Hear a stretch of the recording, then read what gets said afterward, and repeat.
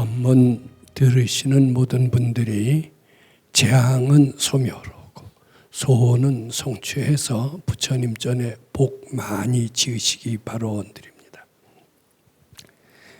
재앙을 축복으로 만드는 금강경 해설, 오늘은 무법 가득분 이제 세 번째 시간인데, 사실 굉장히 내용이 짧아서 지난 2주에 걸쳐서 이미 충분히 다 말씀드렸다고 생각을 합니다. 오늘은 핵심적인 내용만 골라서 총정리하는 시간을 가져보도록 하겠습니다. 총정리하는 것은 굉장히 의미가 있다고 생각을 합니다.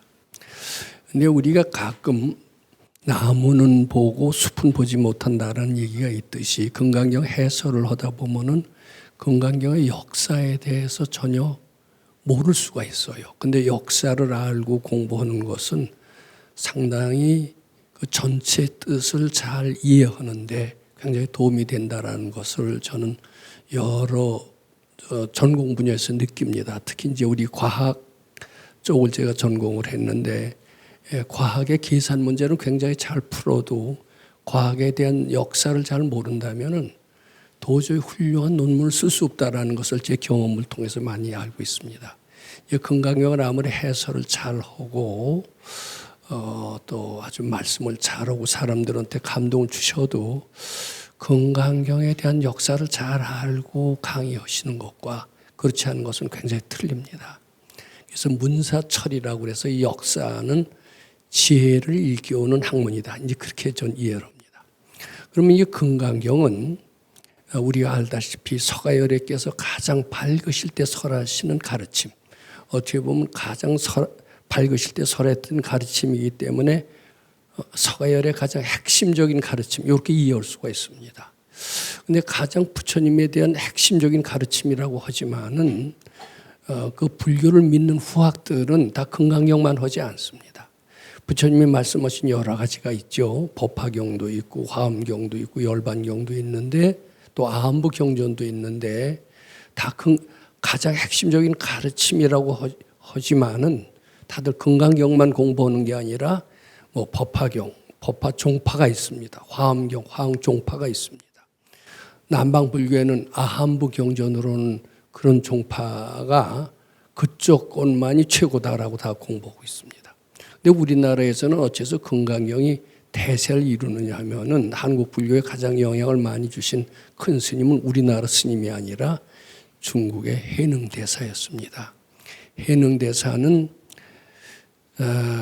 그 육조단경이라는 저수를 통했죠. 물론 자기가 직접 지으신 게 아니라 구수를 제자들이 받아서 엮어서 육조 단경, 본래 보통 제자들이 하는 것을 논이라고 그러는데 해능대사는 부처님과 같이 대단한 분이라고 그래서 경자를 붙입니다. 그래서 육조단 경이다. 그래서 그분 아주 산 부처님처럼 존중하고, 그분이 조계산에서 아마 탄생을 하셨던가 돌아가셨던가 그래갖고서는 그분의 뜻을 받는 종파, 이게 조계종이고 우리나라 조계종은 아마 해능대사의 가르침을 받는 그런 불교다, 이렇게 이해하시면 됩니다.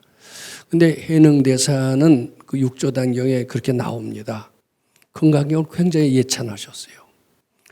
금강경을 부지런히 읽어라, 그런 표현이 나옵니다. 부지런히 읽어서 속히 견성하도록 하라, 이런 표현이 나옵니다.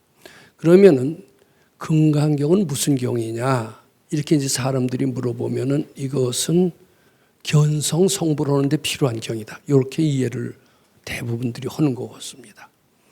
금강경을 수지 독성해서 건강한 사회인이 된다든지 행복한 삶을 영위한다든지 이런 것과는 무관하다, 이렇게들 생각하는 겁니다. 그런데 해능대사는 꼭 그렇게 말씀하시진 않았던 것 같습니다. 그 육조단경을 제가 좀 공부한 적이 있습니다만은 불법제세간 분리세간각, 이 부처님의 가르침이라는 것은 산속에서 수도에서 도통하는 데만 있는 게 아니라 세상을 잘 사는 데도 그 중요한 뜻이 있다, 이렇게 그 경전에 말씀을 하셨지만은 그의 가르침을 이어나간 후학들이 없었어요. 그리고 세상을 잘 사는 일이 그때 필요가 없었습니다. 왜냐하면 언제 농경시대였고 농경 시대에는 직업이 뻔했습니다. 농사 짓는 일밖에 없었기 때문에 농사 지어서 좀 먹고만 살지 잘 산다라는 것은 생각할 수가 없었습니다.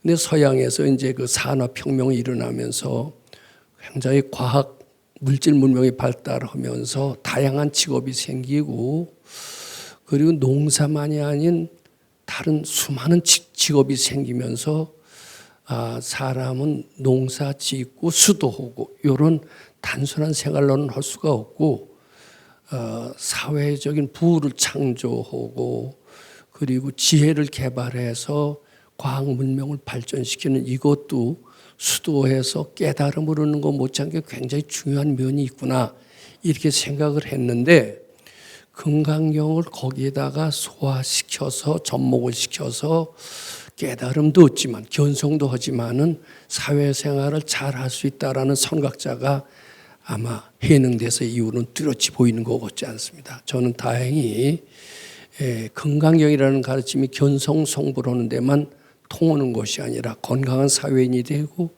행복한 사람이 되고 또 행복의 결과가 결국은 견성성불로 이어진다라는 가르침을 참 처음으로 제창하신 그 밝으신 분, 전 백성옥 박사 우리 스승님이라고 생각합니다만은 그 스승님의 가르침을 받았기에 금강경은 견성성불하는 데만 통용이 되는 가르침이 아니라 행복한 생활, 건강한 사회인이 되는 생활에도 꼭 필요한 가르침이다. 이렇게 알게 됐고, 제가 그것을 다소나마 실천해 봤더니 과연 금강경은 견성성불하는 데만 통용되는 가르침이 아니라 쌍도 마찬가지입니다.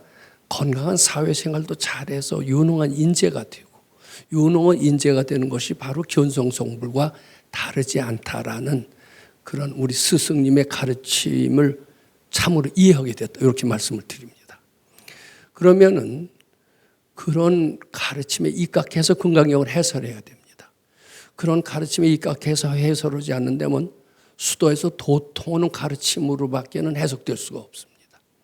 그런데 수도에서 금강경을 많이 읽어서 도통하는 가르침만 있는 게 아니라 건강한 사회인이 되고 인재가 되고 거기서 국가를 부국강병하게 하고 인재를 만들어서 과학을 발전시키고 경제를 발전시켜서 세상을 극락정토로 만드는 이런 그런 일을 하기 위한 해석을 해야 됩니다.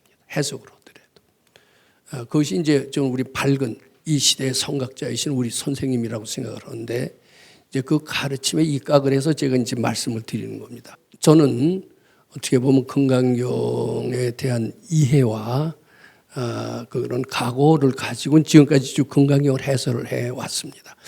근데 이 금강경을 쭉 하다 보니까 이 근본 정신 또 역사를 다 잊어버리게 돼요. 잃어버리게 되고 자구 해석만 하고 실예만 들고 이러다 보니까 금강경은 좀 알겠는데 이게 왜 필요한 거며 또 도통만 한다고 또 시대에 뒤떨어지는 사람이 되는 것은 아닌가, 이런 의문에 대한 해답을 전혀 할 수가 없었다 이렇게 생각을 하는 겁니다.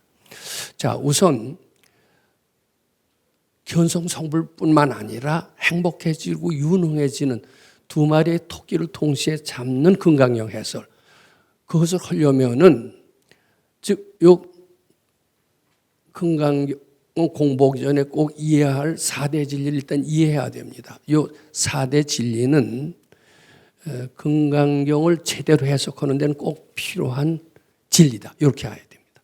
근데 이 진리를 공부를 하지 않고 그 금강경을 해설하려면 1번에서부터 다 막혀요. 2번에서도 막혀요. 토시도 제대로 달 수가 없습니다.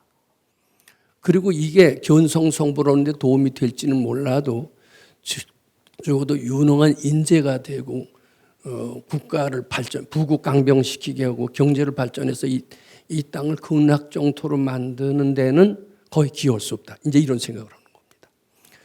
이제 그러기 위해서는 금강경 해설 제대로 해야 되고, 제대로 하기 위해서는 이런 4대 진리를 일단 이해하고 실감을 느껴야 된다. 이것이 꼭 필요합니다. 그럼 일체유심조 많이 들어보셨죠? 일체유심조 모르는 사람은 없습니다. 불교 신자만 아는 게 아니라 기독교 신자도 일체유심조 그걸 어떻게 쉽게 해석하냐 마음먹기에 따라서 다 된다. 이거 부인하지 않습니다. 근데 마음먹기에 따라서 다 된다는 그런 해석은 일견 옳은 것 같지만 지극히 일부분만 보고 전체를 다 해석하는 게 아닙니다. 그런데 일체유심조의 진리에는 굉장히 깊은 뜻이 들어있어요. 자, 우선 일체유심조의 진리는 마음먹기에 따라서 다 된다. 이런 뜻만 있는 게 아닙니다. 그것을 좀 더 아주 광의로 크게 해석을 한다면 이 우주는 네가 창조한 것이다. 이런 뜻이 있습니다. 그것이 가장 일체유심조를 잘 나타낸다는 뜻입니다. 요 달리 말해서 너는 조물주다. 우주의 조물주다. 이런 뜻이 안에 포함되어 있습니다. 요 말만 들어도 굉장히 기분이 좋죠. 우리는 스스로 조물주라고 생각하고 지냅니까?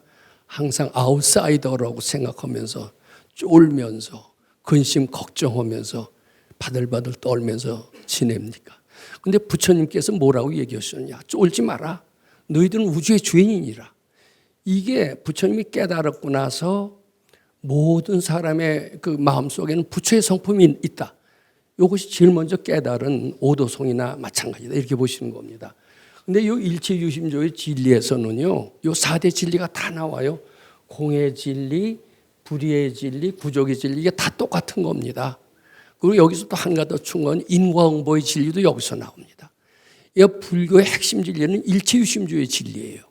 이것을 풀어서 해석하다 보니까 그러니까 일체유심조의 진리는 네가 바로 네 마음 먹은 대로 되는 것이니라 이런 뜻 속에는 우주의 주인이다. 네 생각이 바로 현실을 만드는 것이다. 또 이걸 달리 표현해서 너는 시시각각으로 소원을 성취하고 있는 위대한 존재다. 이 세상은 다 네 뜻대로 지어지는 거고 누구 때문에 이루어지는 너는 종속적인 존재가 아니다. 이런 것을 의미하고 있습니다. 그런데 이런 것을 알고 금강경을 읽는 것과 전혀 모르고 읽는 것은 굉장히 틀립니다.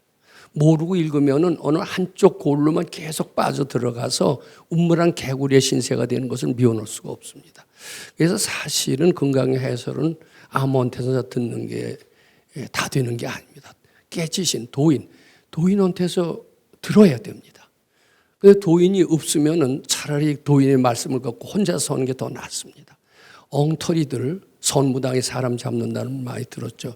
이 세상은 온통 선무당 천지입니다. 제대로 정신 박힌 사람이 아주 드물기 때문에 선지식이 굉장히 희귀하다는 건데 선지식은요 항상 희망과 용기를 주는 얘기를 하는 겁니다.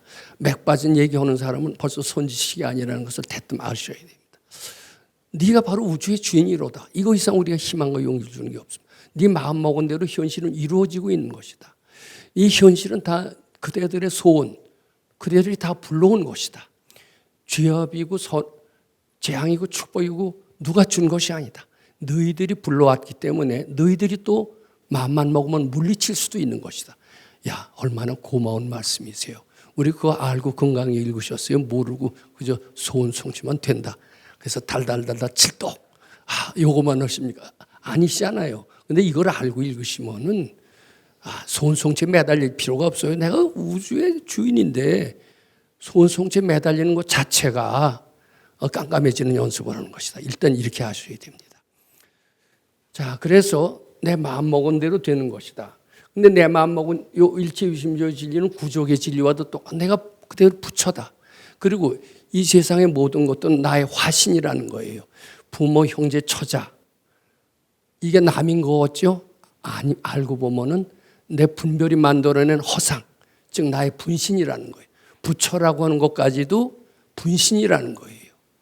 그러니까 이 모든 우주 만물, 두두물물이라는 표현을 쓰는데 그것들은 나의 분신이라는 겁니다. 분신이니까 너와 나는 둘이 아니에요. 나와 부처도 둘이 아니에요. 그래서 화엄경에 이런 얘기, 일체유심조를 잘 나타낸 경이 일체유심조만 집중적으로 설명해 놓은 경이 바로 화엄경이다. 이렇게 보시면 됩니다. 다 나의 분신이에요. 야, 제가 얼마나 위대합니까? 근데 우리 위대한 줄 알고 삽니까? 쫄아서. 우리 군대에 있을 때는 엉긴다고 그럽니다. 엉기고 삽니까? 당당하게 삽니까? 네, 사실은 저도 수많은 쫄면서 살다가 이제 금강경 만나면서 당당하게 사는 법을 배운 거예요. 그래서 배운 것을 제가 얘기하는 겁니다. 그냥 쫄면서 살았다면 여기 쓸 자격이 없어요. 근데 당당하게 쓰는 걸 좀 배웠거든요. 또 당당해질 수 있다는 것도 배웠거든요. 근데 그런 사람도 아주 드물더라고요. 이제 금강경은 견성, 성불하는 데만 쓴다. 이런 데 막혀 있다라고 생각하는 사람이 너무나 많은데 그건 정말 금강경을 몰라도 한참 모르는 사람이다. 일단 이렇게 하셔야 됩니다. 그러면 이런 공의 진리라는 것은 무엇이냐면 이 세상은 비용 다 내가 불러온 거예요. 건강 내가 불러온 거예요. 누가 주는 게 아닙니다. 근데 일단 병에 걸렸어요. 근데 내가 불러온 줄 모릅니다. 어떻게 이 병을 비롯한 각종 재앙을 어떻게 해서 해결할까? 이것이 팩트다, 진짜다라고 믿으면 도저히 이거 병에서 벗어날 수 없고 재앙에서 벗어날 수가 없습니다. 그것이 착각이고 본래 없다라는 가르침, 그것은 금강경밖에 없습니다. 그러니까 금강경을 통해서만이 병든 사람이 건강해질 수 있다 이렇게 보시면 됩니다. 재앙을 바로 축복으로 바꿀 수 있다 이렇게 보시면 됩니다. 빈곤한 사람이 부자가 될 수 있다 이렇게 보면 됩니다. 물론 다른 가르침도 금강경의 가르침과 그게 다르지는 않아요. 그런데 가장 재앙을 소멸하고 소원을 성취하는 핵심적인 원리를 가르쳐준 것은 바로 금강경에서밖에 없다. 이렇게 일단 이해하셔야 됩니다. 그래서 이 4대 진리를 바탕으로 해서 이제 공의 진리가 뭔가를 제가 설명을 했습니다. 불의의 진리도 설명했습니다. 그런데 이게 다 일체 유심주의 진리와 다르지 않고 여기서 똑같이 인과응보의 진리도 이제 파생된다 이렇게 보시면 됩니다. 자, 그러면 이걸 바탕으로 22분을 한번 해석을 해보자라는 겁니다. 물론 22분에 두 줄에 걸쳐서 자구 해석도 했죠. 자구 해석도 했고 왜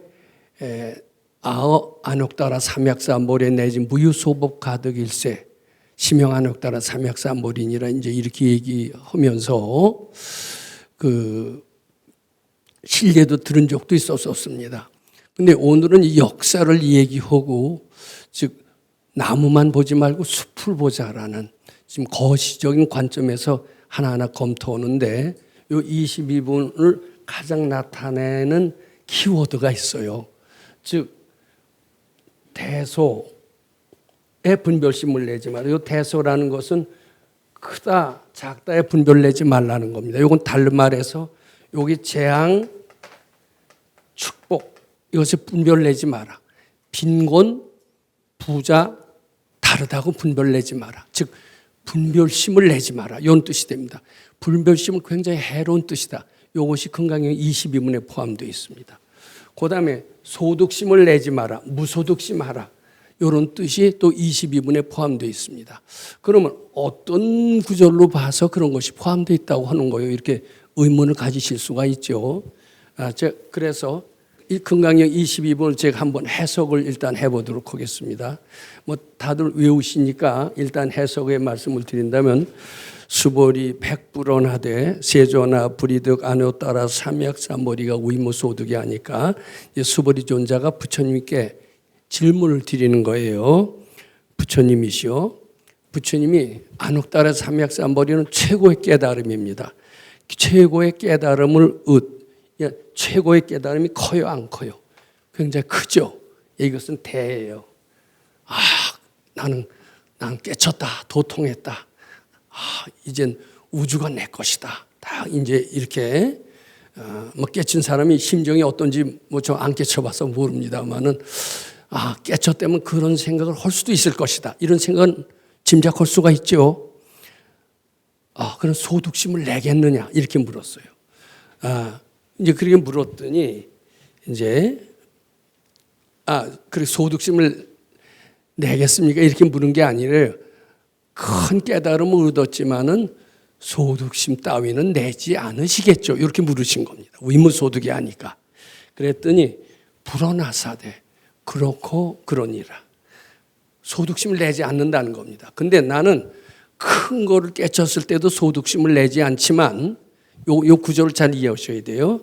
안옥따라 삼약삼벌이 큰 깨침을 얻었을 때도 소득심을 내지 않지만 내지 무유소복 가득일 때 작은 깨침을 얻었을 때가 많이 있었다. 여러 생 작은 깨르침이 다 모아서 큰 깨침이 되는 것이다. 근데 작은 깨침 했을 때도 나 깨쳤어. 우리 좀 자랑하고 싶어요, 안 자랑하고 싶어요? 우리가 열심히 해서 고시에 합격을 했다. 또 내가 장관이 됐다, 국회의원이 됐다. 그러면 보람을 느낍니까, 안 느낍니까? 보람 안 느끼면 사람 아니죠. 그래서 우리는 보람을 느끼고 그 맛에 삽니다. 우리도 그러니까 부처님도 그럴 거라고 생각하게 됩니까, 안 그렇게 돼요? 아무리 부처님이지만 부처님도 역시 장관 되는 게 좋지 않을까요? 걸식하는 것보다는 그렇잖아요. 그런 생각할 수 있는데 그분은 어때요? 본래 자기가 다 깨치었다는 것은 우주가 내 것이라는 걸 깨친 거예요. 그러니까 장관 됐다고 좋아하겠어요? 왜 장관 됐다고 좋아하는 게 깜깜해진다는 연습을 하는 거 이렇게 되는 겁니다. 그러니까 요 일치유심조일 진리를 이해하는 바탕에서 금강경을 접근하셔야 됩니다.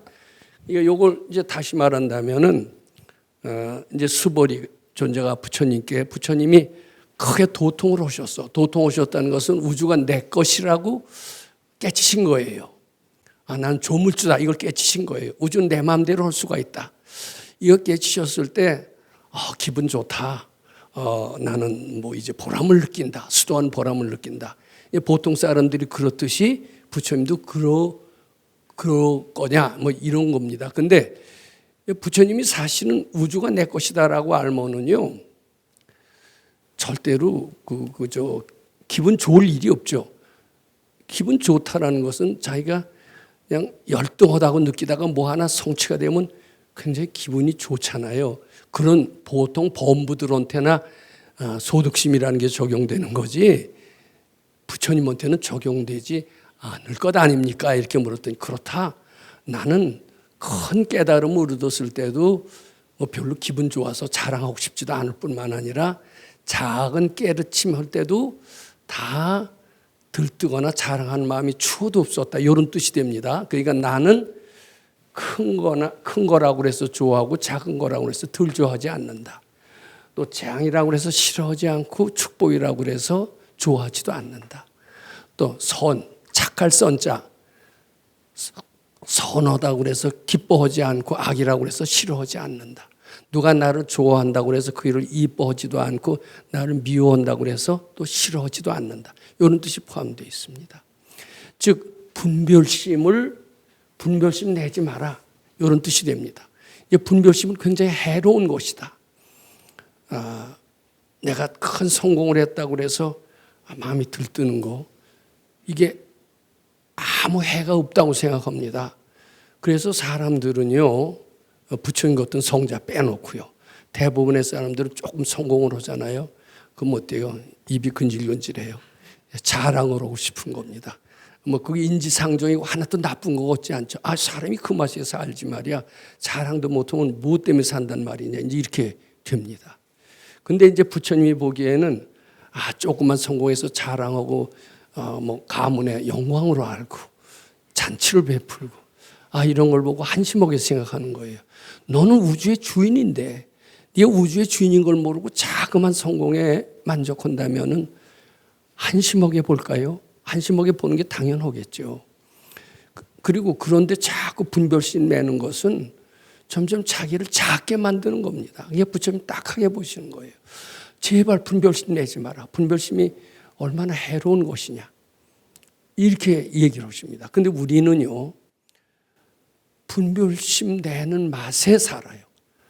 우리는 우리 학교 다닐 때부터 반에서 1등 했어요. 우등상장 받았어요. 어때요? 집에 오면은 부모님이 선물 주고 이제 그 맛에 학교 다닙니까? 안 다닙니까? 그러다가 또 인류대학 들어갔어요. 자, 그럼 또 이제 또 자랑하고 싶죠. 또 게다가 또 고시 합격하고 또 그래서 장관도 되고 국회의원도 되고 드디어 대통령까지 됐다. 나는 죽어도 좋다. 그렇죠. 그러다 실제로 죽으면 어떨까요? 이게 사실입니다. 근데 이게 분별심이 이제 우리 입장에서 보면 그건 나쁜 것도 아니에요. 그 인지상정이고 그 맛에 살아요. 그게 해로운 것이 아니고 그게 그것이 성장의 원동력이다. 이렇게도 생각을 합니다. 근데 부처님 보면은 한심해요. 정말 딱하게 보이는 거예요. 그래서 분별심 내지 마라 이러는 겁니다. 그 다음에 의무 소득심 내지 마라고. 소득심 해로운 걸로 합니다. 소득심이라는 게 뭐예요? 내가 성공했다. 성공했다라는 것을 세상에서는 야, 너 성공했다라는 생각을 내면 따위를 때립니까? 당연히 할 일이다. 이렇게 생각을 합니까? 당연히 그 자랑할 만하다. 큰 성공이라면은 가문의 영광이다. 이제 우리나라에서는 옛날부터 과거가 최대의 영광이었습니다. 과거 합격하면 어떻게 되느냐면 양반이 쌍놈이 양반 되고요. 가난이 부자가 되고요. 이제 어사와 딱 쓰고요. 암행어사 노릇하고. 제가 어렸을 때 야담이라는 잡지가 있었습니다. 거기 암행어사가 많이 등장했는데 제가 어렸을 때는 꿈이요. 그는 암행어사 같은 게 꿈이었는지도 모릅니다. 그 얼마나 멋있어요. 이제 그러니까 우리나라는 그런 과거에 합격하고 어사화를 꽂고 장원급제하는 것을 영광으로 알았는데 이제 그런 게 이제 계속해서 내려와서 지금도 이제 인류대학 또 고시 또 우리는 이제 국내 인류대학은 이제 또 한물 갔어요. 세계적인 인류대학 이제 하버드 대학에서 박사를 한 서울대 교수가 있습니다. 요새는 하버드 대학 박사도 제법 많습니다만은 예전에 하버드 대학 박사는 좀 드물었을 때인데 딱 하버드 박사가 되니까 기분이 되게 좋았던 거예요. 가문의 영광으로 알고 다 불러서 잔치를 했다라는 기록은 흔히 볼 수가 있습니다. 가문의 영광, 최대의 영광입니다. 그런 맛에 역사가 굴러갔는지도 모릅니다. 이게 소득심, 가문의 영광하고 잔치를 붙였을 때, 야, 소득심 내지 마라. 이게 누가 와서 그렇게 얘기했다면 이거 훌륭한 잔치집에 초치는 거죠. 재수없는 사람 꺼져라 이제 이렇게 되겠죠. 근데 우리가 그렇게 하는 사람은 아무도 없습니다. 근데 부처님이 보시기에는 작은 성공이든 큰 성공이든 그것을 보람으로 느끼고 긍지로 알고 잔치를 하고 의식을 베풀고 이렇게 하는 것은 굉장히 위험하게 보입니다. 저렇게 하면은 고생이 바로 불러오는 건데 그런 것을 느낍니다. 그게 왜 고생을 불러오는 겁니까? 어차피 사람은 죽는 거 아닙니까? 어차피 죽을 바에는 이런 잔치라도 하고 보람을 느끼고 이렇게 살다가 죽는 게 당연하지 않습니까? 우리 보통 사람들은 그렇게 항변합니다. 말 되는 것 같습니다. 저도 그런 세상에서 쭉 살았었어요. 그러다가 이제 뒤늦게 참 도인이라는 건 만나기 어렵습니다. 이제 도인 만나서 건강경험을 쭉 하니까 이 소득심이라는 게 굉장히 해로운 거예요. 이게 소득심이 달리 말해서 이만하면 되었다 이런 뜻입니다. 그게 왜 해로워요? 소득심이 왜 해로워요? 만족을 추구함, 수분지족. 이런 얘기 많이 들으셨죠? 수분지족.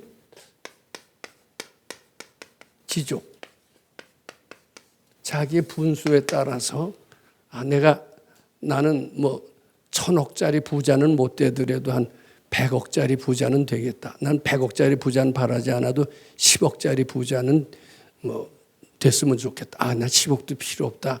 그저 먹고 사는 거 잘 먹고 살고 근심 걱정만 없으면 좋겠다. 밥이야 그저 나물 먹고 물 마시고 팔베개 하고 누웠으니 낙이 있도다. 이렇게 하면서 만족하면서 사는 삶을 성인들이 많이 칭송을 했습니다. 이 만족의 삶을 굉장히 칭송을 했습니다. 그렇기 때문에 우리는 웬만큼 되면은 오늘도 질문하신 분이 그런 게 있습니다. 정년퇴직까지 갈 필요 있어? 명예퇴직하지. 아주 그럽니다. 어때요? 명예퇴직하고 이만큼만 하면 됐다 이거예요. 이만큼 하면 삶을 다 살았다. 근데 부처님이 보시기에는 위험하다고 생각합니다. 그런 생각하는 순간 아찔한 겁니다. 저는 무한히 영생을 살고 우주가 지 것인데 나는 뭐 명예퇴직하고 요때 그저 65세까지 하면 뭐하냐? 60세까지 하다가 일찍 퇴직하고 퇴직금 받아서 여행이나 다니고 뭐 어때요? 괜찮아 보이죠?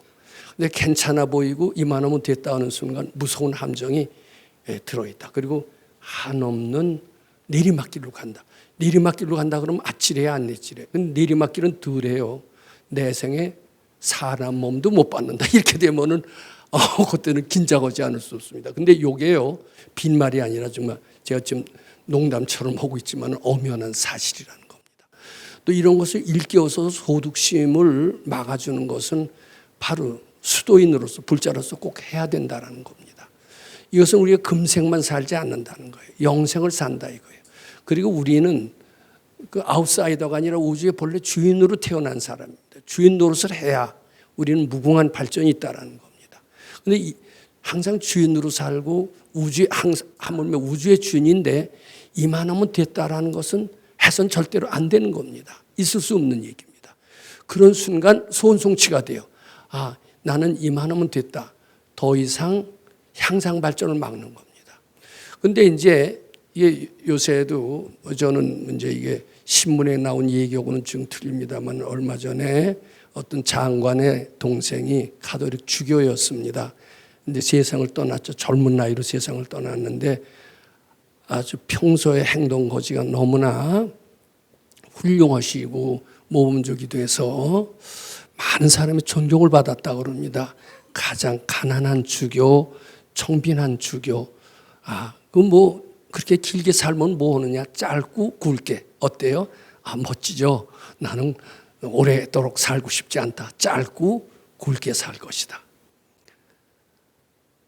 그이는 짧고 굵게 살았는지 모릅니다. 그래서 많은 사람의 존경을 받고 살았는지 모릅니다.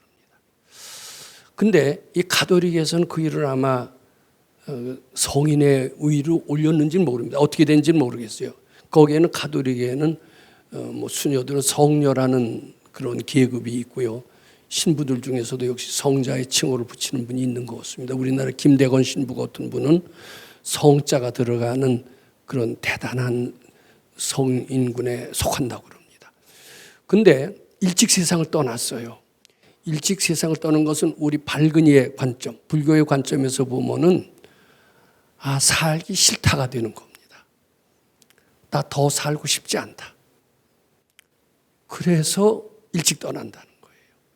거기에서는 이제 가톨릭에서는 소천, 하느님이 부른다라고 얘기를 하죠. 근데 그건 이제 가톨릭식의 해석입니다. 근데 불교에서는 해석이 구구해요. 해석이 구구인데 우리 바른 스승의 가르침에 의하면 근데 가르침보다도 이 가르침에 비추어서 해석해야 됩니다. 우리는 우주의 주인이라면은 내가 오래 살고 일찍 죽고 이런 것도 다 내 마음대로 하는 겁니다. 일찍 죽는 것은 내가 택한 겁니다. 하나님이 불러서 가는 게 아니라 내가 택한 것이다. 근데 왜 택했느냐? 살기 싫어서 일찍 죽는 거예요. 나는 오래오래 살아서 부처님 시봉하겠다. 이런 분한테 죽음이 절대로 찾아오지 않습니다. 그래서 수도를 열심히 하고 진실하게 사는 사람일수록 오래 산다는 얘기가 있습니다. 금강경을 읽어서 부처님 시봉 잘한다라고 하는 사람들은 되게 장수한다고 그럽니다. 실제 우리 금강경 오래 읽었던 백 박사님의 제자들은 100세 넘어서 사셨던 분이 몇몇 있었습니다. 자, 이렇게 되면 금강경은 수도에서 깨쳐서 도통하는 가르침이라고 하기보다도 세상을 행복하게 살고 장수하고 그리고 풍요롭게 살다가 자, 어때요? 100세 인생 좋죠? 내가 가고 싶을 때 간다. 그게 바로 수도인의 심경을 그대로 나타낸 노래다. 이렇게 봐야 됩니다. 그래서 이 소득심은 나 이제 할 일 다 했다. 만족한다. 더 이상 할 일이 없다. 자기가 스스로 결정하면서 소득심을 낸 사람은 그 자리에서 죽음과 맞상대하게 되고 죽을 수밖에 없게 이렇게 된다. 이렇게 보는 겁니다. 그런데 이렇게 이런 가르침이 세상에 두루 퍼져야 사람들은 진짜 자신이 우주의 주인인 줄 알고 세상의 주인인 줄 알고 그리고 금강경을 많이 읽는 사람으로서 꽉 차게 될 겁니다. 그래서 저는 이런 가르침이 한국뿐만 아니라 전 세계 두루두루 퍼져서 많은 사람들이 행복한 삶, 우주의 주인이 된 삶을 살기 바라는 겁니다. 그런데 이런 가르침은 비록 서가열에서부터 시작이 됐고 해능대사로 이어졌지만은 그 참뜻이 왜곡됐어요.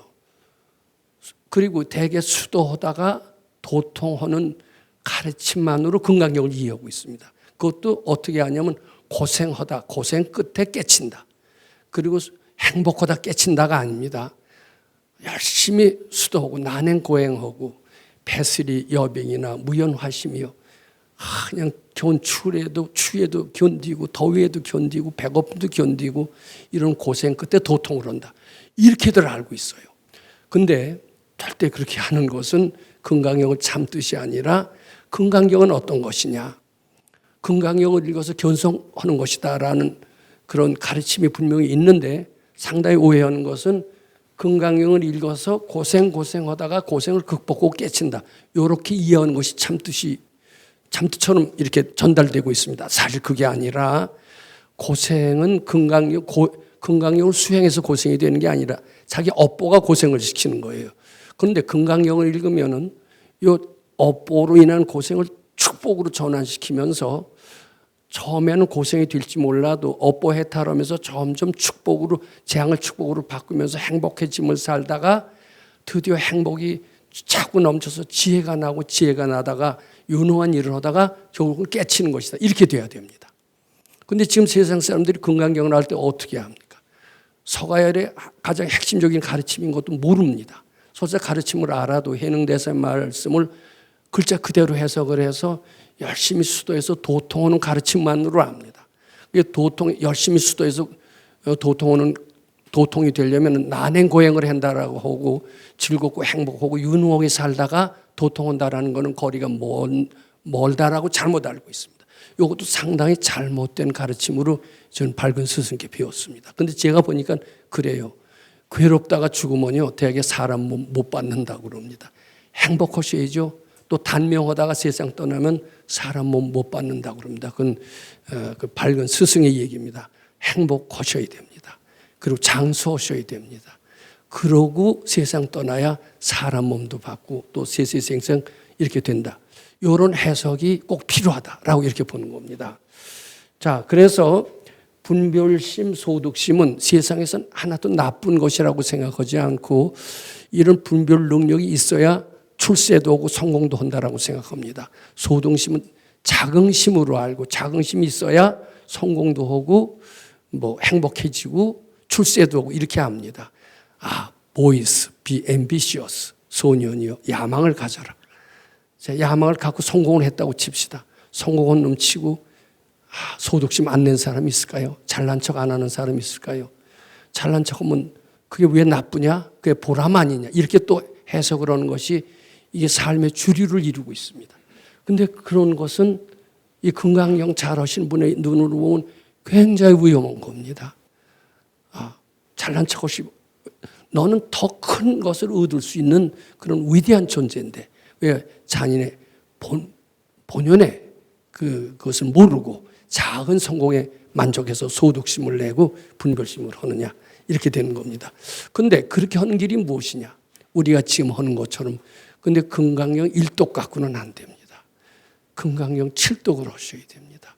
7독 하기 처음엔 힘들지만 건강경 독서오면서 재앙이 축복으로 알아가면서 건강경 읽기가 점점 재밌어집니다. 여기는 건강경을 재밌어 하시는 분들이 이미 많이 됐고 그분들은 상당히 운명을 바꾸어서 행복한 삶의 길로 들어섰고 행복이 이어지다가 깨치고 도통도 오고 이렇게 되는 거지 고생하다가 죽으면요 도통도 못하고 이렇게 된다 이렇게 보셔야 됩니다. 근데 이것을 부처님 근데 반드시 건강경 7독을 하시더라도 부처님 공경심을 동반해야 됩니다. 자기 욕심을 위해서 건강경 많이 읽는 분을 볼 수 있습니다. 하루에 1000독을 했다.